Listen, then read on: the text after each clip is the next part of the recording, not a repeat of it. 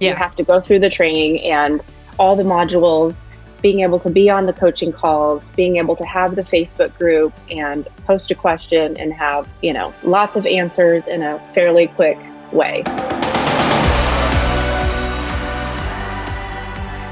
Without Fear of Her Future podcast is for women who are passionately pursuing financial freedom using multiple streams of income and real estate to accomplish their goals.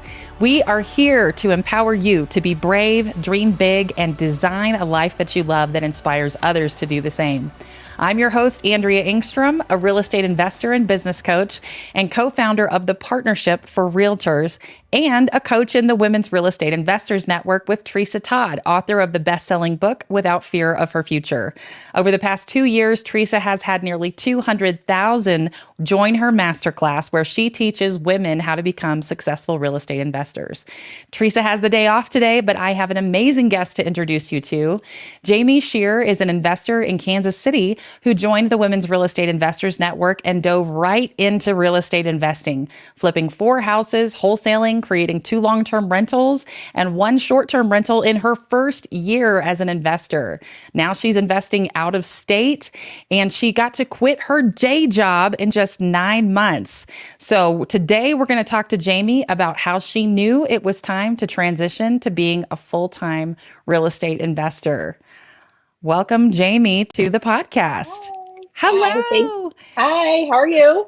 I'm great. It's so good to have you. Thanks so much for being here.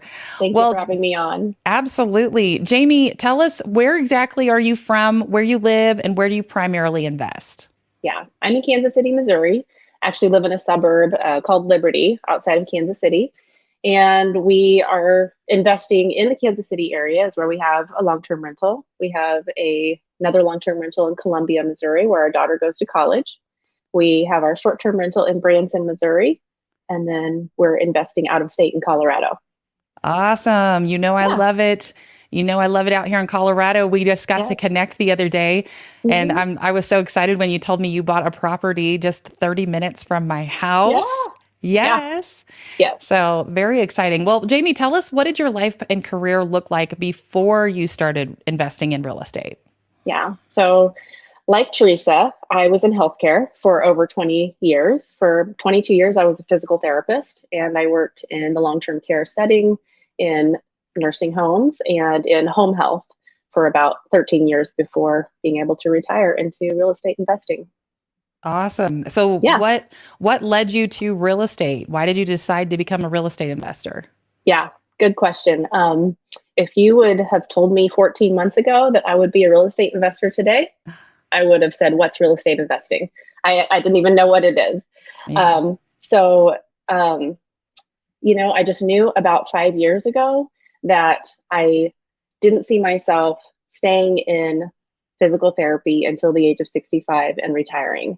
And I just started praying for direction to, move into something else for the second half of my working career. And so after a lot of prayer and discussions with my husband, like everybody else that's in WREIN, we saw the ad on Facebook, right? And just something spoke to me about it and clicked on it. And, after going through the masterclass, just knew that it was the right thing to go into, that it was literally the answer to the prayer that I had been praying for 5 years. Oh, that's amazing. Yeah. There's something about, I hear so many women say, I saw this little Facebook ad and about this masterclass, and I have the same story, right? I saw an ad and I thought, maybe this is it. Maybe this is where I'm supposed to be. But I think being in a place in your life when you're ready to pay attention to the right things, because I hear so many people say, God sent me a Facebook ad. But I think, but we all get so many ads every day. And so just knowing, that you're in the right place to pay attention to the right things and being open and being prayerful about what to pay attention to is exactly the right energy to be in. Yeah. So you've done a lot of amazing things, and that's why I invited you on the podcast with us today, is because I'm so impressed with the diversity of your experience, just being in this for 1 year. So tell us again, like, what have you done in real estate over the past year? Like, what kind of deals are you doing, and what have you accomplished? Yeah. So the very first deal was a house that we flipped in a town just north of us here. We bought it from a wholesaler, and it was a true 70-cent deal. Mhm. And that was the first deal, and it went really well. I had no idea what I was doing, and I just call that failing forward. Yeah. You just kind of take the next step and take the next step. And all of a sudden we had flipped a house. Yeah. And, then I was hooked. It took about 3 months from close to close. And Wow. That's really yeah, fast. yeah, That's yeah. fantastic. So we bought it last August 3rd, and then we Mhm. closed on it October 17th. Congratulations. Yeah, yeah, That's amazing. And so that was your first deal. And then yes. where did you go from there? From there, we bought a house that we turned into a long-term rental. Hmm. We bought another one that we thought we were going to do a long-term rental, but ended up flipping it instead. So like Tresa says, multiple exit strategies. Hmm. Sometimes halfway through the project, you change your mind and it becomes, a different exit strategy. So Hmm. we did that with two houses that we had intended to do long-term rental with, and then ended up doing flips instead. And then from there, we bought the short-term rental in Branson, Missouri, and bought another one that we thought we were going to flip as well, but instead that one turned into a wholesale. Okay. So again, changed midstream with what we thought we were going to do with it. Hmm. And then, currently working to sell our fourth flip right now and closing today on the Colorado property. Woo! Yeah, Congratulations. thank you. That's something you guys have been talking about for quite a while. I think from the Yeah, first time you and I met, you were like, I yeah. think at some point we're going to be investing in Colorado also. So congratulations on Mhm. that Yeah. finally coming to fruition. So tell me, what's been your favorite deal so far? How did you find that deal? What were the Ooh, numbers? What happened? yeah. I would either have to say the first Uh-huh. deal or the one that we're closing on today. I don't know. Uh, Yeah. just because it's the Colorado home that we, Yeah. have dreamed of being invested in Colorado again, because we used to live in this town, and Mhm. then, being able to have a root there again. Yeah. So the first deal though is the one that hooked me, and I said, yeah, I definitely want to keep doing this and become more of a real estate investor. So you want to know the numbers Yeah. Yeah. on If you that don't mind, deal? share the Yeah, numbers for no, sure. don't mind at all. So that one, we bought it off of a wholesaler who was Uh-huh. offering it initially at 1045. Hmm. Um, so to back up a little bit, I just showed up to this wholesaling showing Uh-huh. because Teresa said so. I was on a coaching call and she said, just show up to a showing just to get an idea of what wholesaling is and what a showing looks like, and the other investors that show up to look at the house. Yeah. And just did that for the experience of showing up with Hmm. no intention of purchasing this home. Yeah. Walked away, forgot about that. It was a great experience. Um, some other investor got it under contract. Ah. Three weeks later, the wholesaler called me and said that that investor's hard money lending had fallen through, and was I still interested in this house? And they were offering at 100,000 at that point. Okay. They wanted to close in a week from the day that they were offering this to me. I offered them 95 and they took it. Awesome. Yeah. And what was So the ARV on that house? The the after repairs ARV, value? yes, was 175. Okay, though that's pretty easy math. 175 to 180. Yeah. Yeah, and Hmm. a 3 month flip, is really Hmm. fast. So Yeah. what did you have to do to that house? What was your budget on the repairs? Yeah. We didn't have to do anything structural. It was really just, take everything out cosmetic and replace it. So, Mm-hmm. gutted the bathroom. We were able to paint the kitchen cabinets, all new paint, refinish the hardwood floors, pretty Uh-huh. basic, no moving of walls. And it's about a $30,000 budget for that rehab. Yeah. Yeah. Okay, so and you mentioned earlier that 70-cent deal. So for our listeners that are like, what's a 70-cent deal? Is this Yeah. magic? Yeah. So let's just walk through that real quick. What's a 70-cent deal? Yes. So you said the ARV was 175, and so we Hmm. call this a golden formula. Yes. offer or a golden formula deal, right? Hmm. So if we take 175 Hmm. times zero point 0.7 or 70%, Yes. and then we subtract repairs, that's our Hmm. 70-cent offer, Yes. right? And so you were just like right there Hmm. at a 70-cent deal when you did this one. So Hmm. congratulations on that. And when you sold the house, what was your profit on that? Well, we ended up selling it at 185. Oh, awesome. Yes. And then the profit, I like to think about it as net profit. Yeah. So, 30,000. Awesome. Yeah. Awesome. And for most people there that are listening, they're like, "Oh my gosh, how do I get started in that?" So tell me, for you, was that game changer money, or like how did that affect your life when that happened? Yeah. Yeah. That was absolutely game changing money. That Yeah. was the money that I felt like I needed to have in the bank account before I could ever think about quitting my job as a physical therapist. Yeah. And so that was basically what we did. We took the profit from that deal and Mhm. said, okay, this is my salary for the next year. And, if we don't even find another 70-cent deal for the next year, at least we've got this money to live on. But Yeah. that's not what happened. We kept finding deals. So, Awesome. So how yeah. how long how long did it take for you to get to a place where you were ready to actually quit your day job and Mhm. transition full time as an investor? Yeah. So when we closed on that house in October, I Mhm. had previously been working 3 days a week. Okay. And I dropped down at that point to 1 day a week. I Uh-huh. wasn't ready to completely cut the cord and quit my job at that point. Yeah. Still wanted to do a little bit of both just Yeah. for the security of it and knowing that it's there to still fall back on if I need to. And continued doing both until about April. And I just said, I can't do both anymore. I'm too busy with the real estate investing to even do this job 1 day a week. I need that Awesome. day. Yeah. Awesome.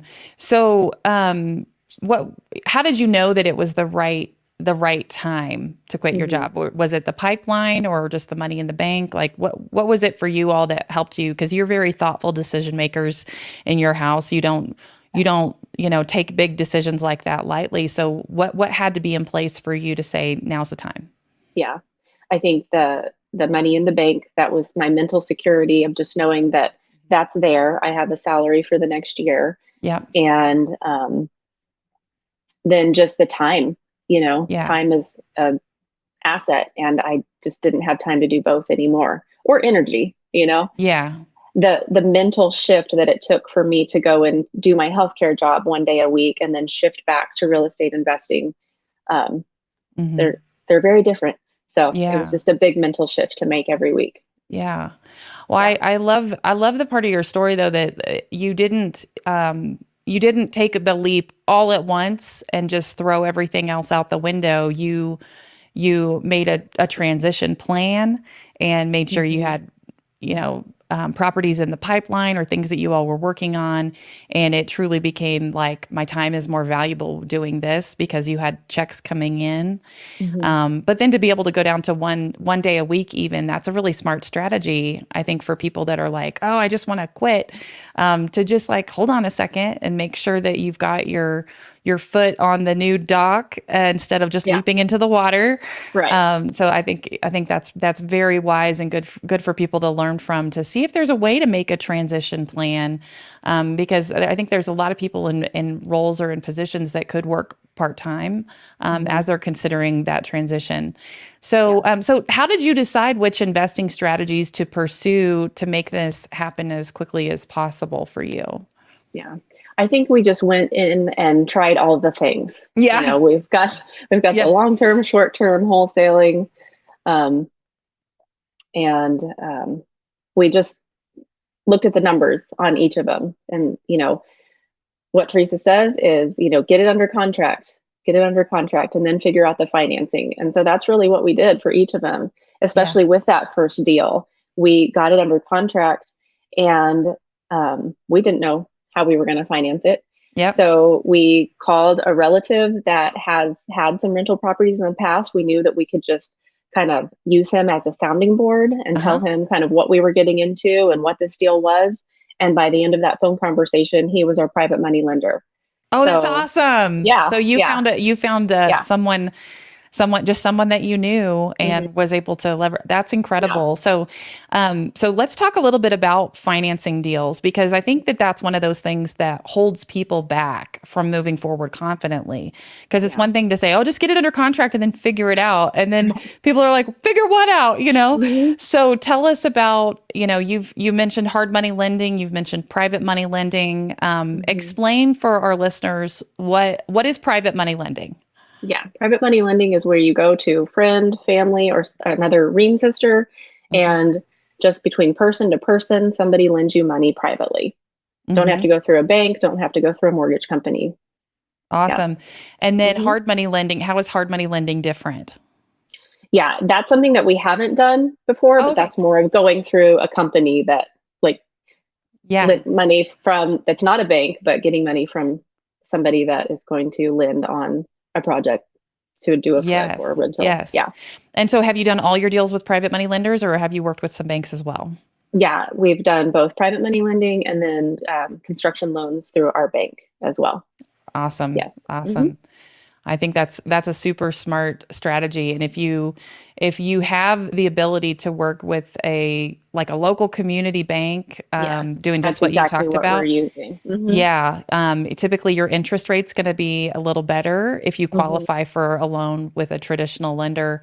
But for those who don't qualify for traditional loans and Hmm. can't find the amount of money they need from an individual, hard money lending is a really great option. Yes.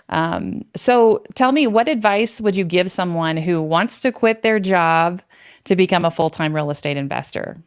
Yeah.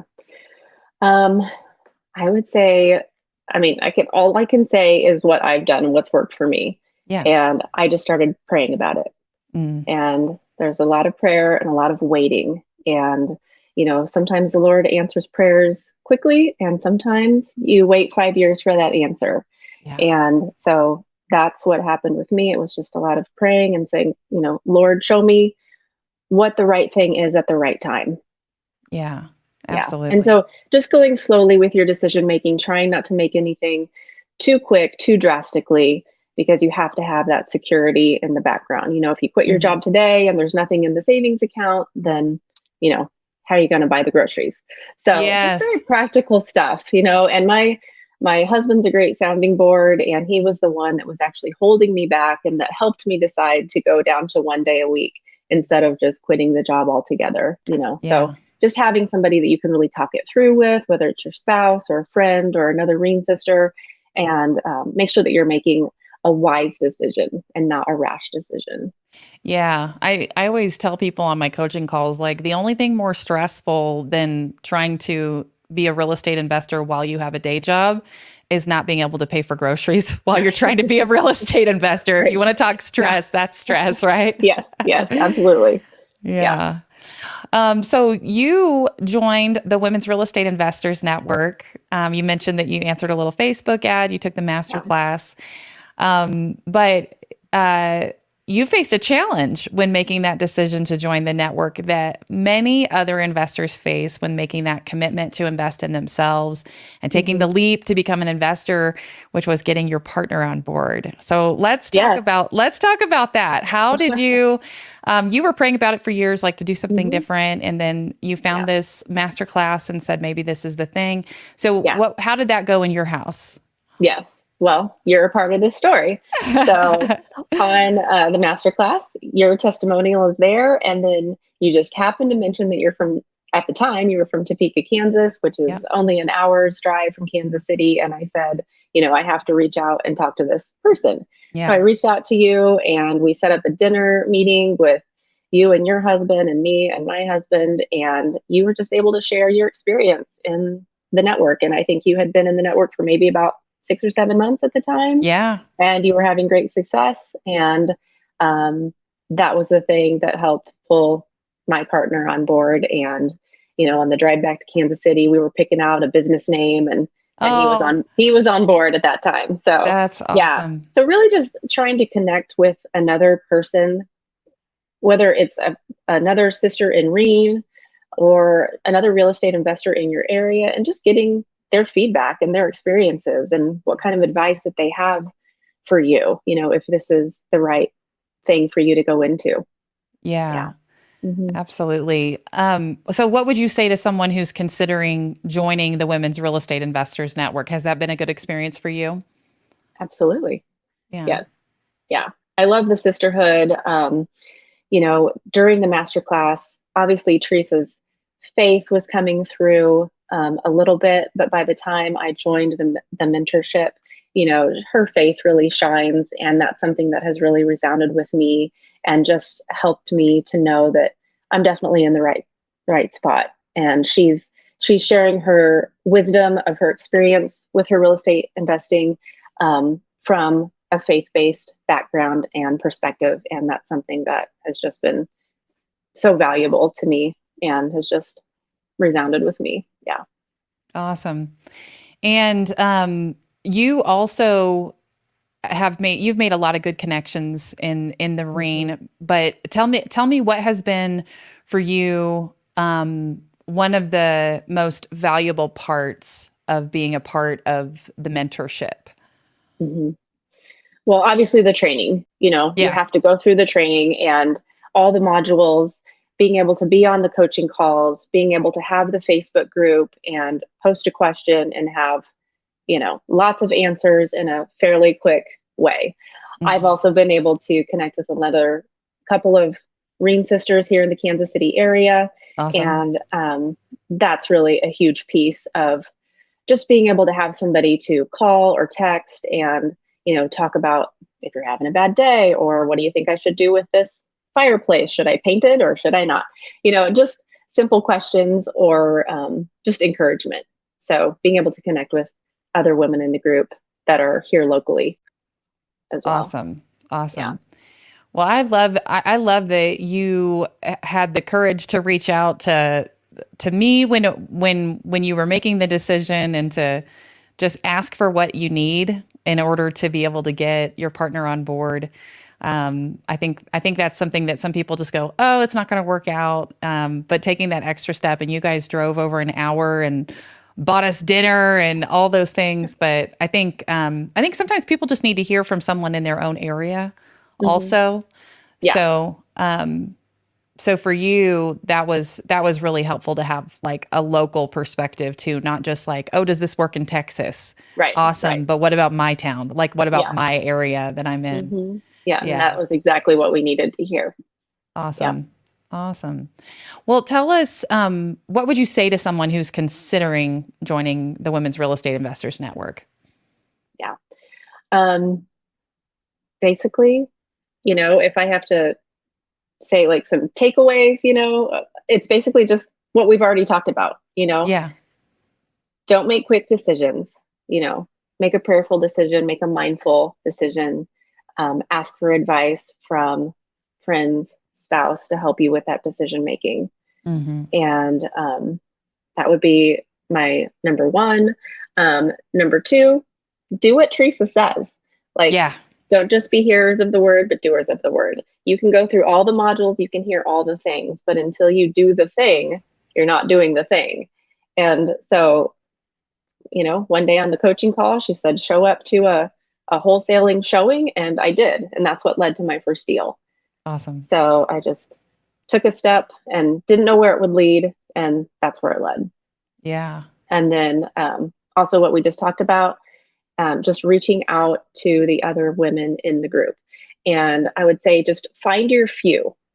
You don't have to have a huge network. It depends on whether you're an introvert or an extrovert or how many people, you need in your circle. But for me, I just need a few. And I've found my few in the network, the women that I can call on a tough day or text and, um, just have that support more on a one-to-one. Yeah. And that's been great. Yeah. Awesome. Well, thank you for sharing those takeaways. So, Jamie, you've done awesome things. Tell us, what are your goals for the future? Our goals for the future. So since we've kind of done a little bit of everything this past year, we're narrowing it down a little bit more to, okay, which strategies have we liked and what do we want to do more of? We really love the flipping and we want to continue with the flipping and taking the proceeds from that and investing in more short-term rentals. Mhm. So that's our strategy going forward, to continue with those strategies. Awesome. Awesome. So Yeah. doing more flipping. And Mm-hmm. and tell us more about your property in Colorado. I know everybody's, there's people in Kansas and Missouri and from your area that are like, how do you invest in Yeah. Colorado? Like it's such an expensive market. So tell Yeah. us more about your strategy as you're starting to invest out of state. Sure. Yeah.